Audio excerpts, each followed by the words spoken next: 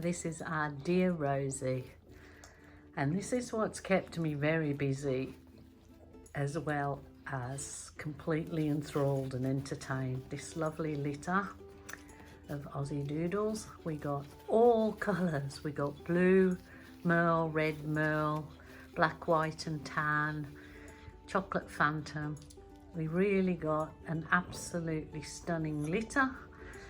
Rosie had 6 puppies last litter, so we only have 1 litter a year. And I don't ever have a litter unless I've got at least 5 deposits taken for future puppies. So we make sure always our dogs find beautiful homes. We've got probably, I think it's 2 this time, go to therapy, homes for therapy, or like last time we had the PTSD and Vietnam vets take a couple of our dogs. So they're really going to be well loved and be an asset to their people. So I just really wanted to show you the little seal there. You had enough now, Rosie. So yeah, our gorgeous litter. So there, we've just been enthralled with this litter, as we are with any of them, just full-time care and attention, early training and lots of desensitization, so they will be an asset to their families. So I'm gonna leave them all fed now, and I'll go and paint. Good morning and welcome, it's Jilly Cube. I'm going to do this all-time favorite and easy art project because it's nice and easy for beginners. It gives fantastic effects, so it always gives encouragement to people that can't paint, that want to do something. It's great art therapy, and you can do it with sip and paint, or with children or your grandchildren or your own children.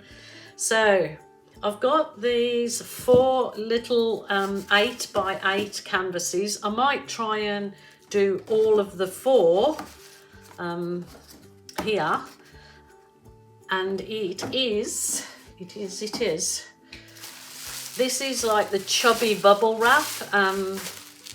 It's you put it on the bubble side up. The thing is that the bubble wrap does give a nice effect in the paint when it's the paint's been dipped in it. So I just want to do enough. So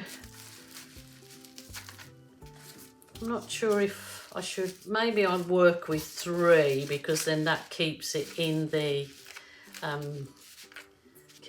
frame. So that might be a little bit easier. So we'll work with 3. So you can tape the back of your canvases so they stay nice and clean. And it's also, they're nice and clean. Not that when you've got a picture hanging or an art piece hanging that you see that part of it. And so that's what we're going to be doing today. So I'll quickly run through. I like to stick my bubble wrap, sort of attach it to my surface, just so when I lift up those canvases, that it doesn't lift up the bubble wrap as well. So, like I said, I'll try and stick to this area here. Sticking it down just so it doesn't lift. So I've got a tray here, an old cruddy one, but it's full of paint, but it's no good trying to keep nice new. It just doesn't work, not when you do the volume of painting that I do. So, she said, put your gloves on.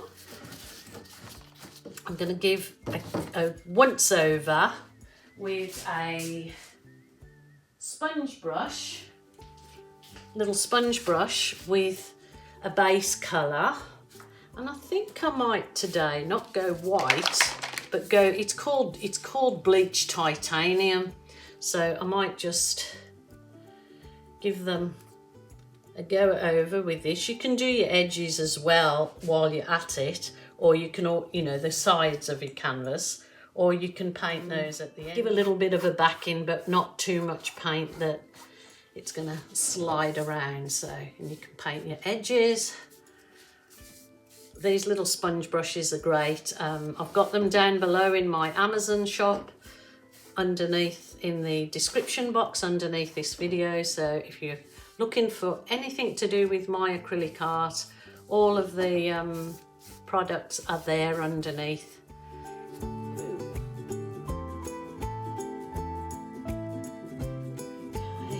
Okay, they're done. I'll just move them aside. Actually, move them that way.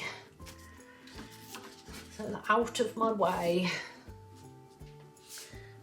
One thing I should have done, I should have marked. I don't need to, actually I could do 2 dipping areas, couldn't I? I don't need, oh, I think, no. We'll go the 3 dipping areas. Will be adventurous. So all I want to do is just mark with a texter where each one is going to sit, so I don't waste the paint and put it all over.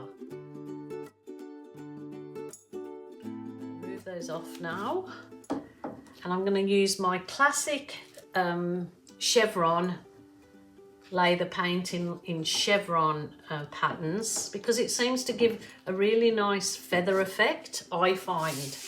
So rightio.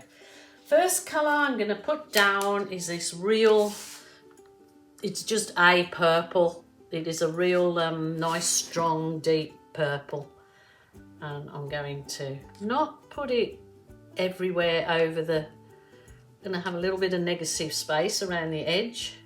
So this one I'm just doing me wiggles everywhere. So you're just wiggling the paint around. You know, some people say, why bother put it on the, whether you put it on bubble wrap or foil, tin foil.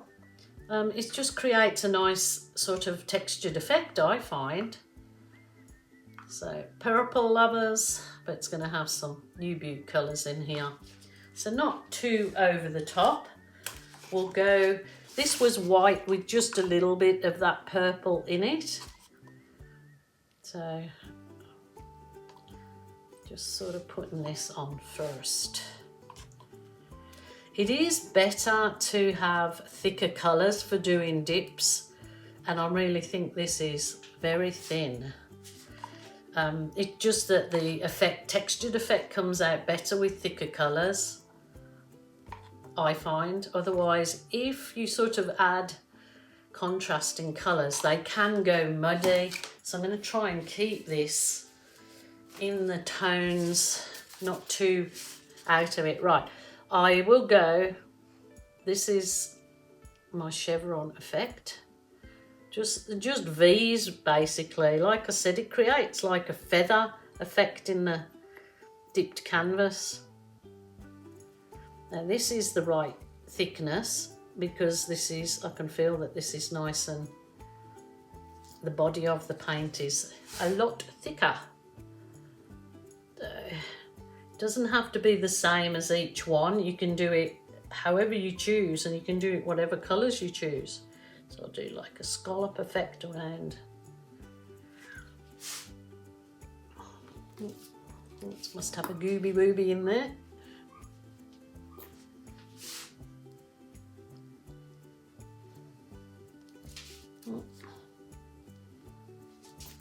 Okay, I think I'm going to put a bit of navy in there now.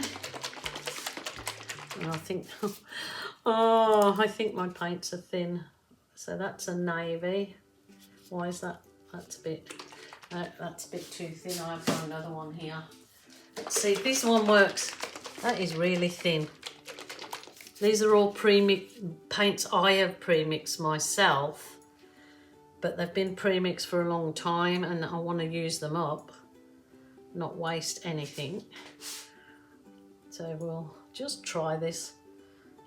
Like I said, I don't want to put too much paint on these ones, she says, and I might just finish it off with a bit of white squiggle.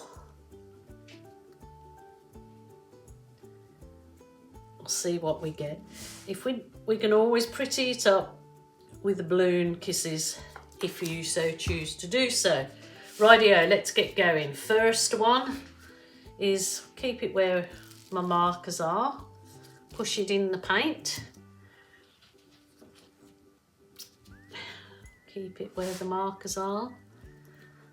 Like, I don't like anything perfect, so I'm not worried about perfectly centered, and I like things off-centered. I like my friends off-centered. It may not be too many colours in there. For some, like, you can add all the colours of the rainbow, and I certainly have in the past. So go back and have a look at some of my dipping videos, which will be in a playlist called Dipping. I'll add the playlist to the end of this video because it has all sorts there, and every single time they come out differently. There's never any two the same, and that's for sure. So you're pressing all the paint quite firmly. It's so it transfers the paint back onto the canvas, and people that haven't done this method or have, you know, giving art a go, it's really quite encouraging because the effects are beautiful. Not that you would think it at this stage in the game, but bear with me, please, please, bear with me. I've done the dipping also on aluminium foil and scrunch it up to give like a creasy effect on it, and that works beautifully as well. So a good press. And that's why it's important to have the canvas all pre-painted underneath, because hopefully, fingers crossed. Right, I'll go this way.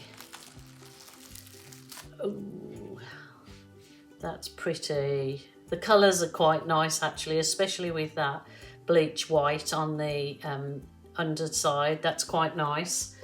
But it would have still looked better if I had had thicker paints. There, look at that. That's cute as a button. Let's pull the third one up and I will then show you. That one's got a bit odd centre there, at the edge there, but we will fix that up. We will definitely be able to fix it up.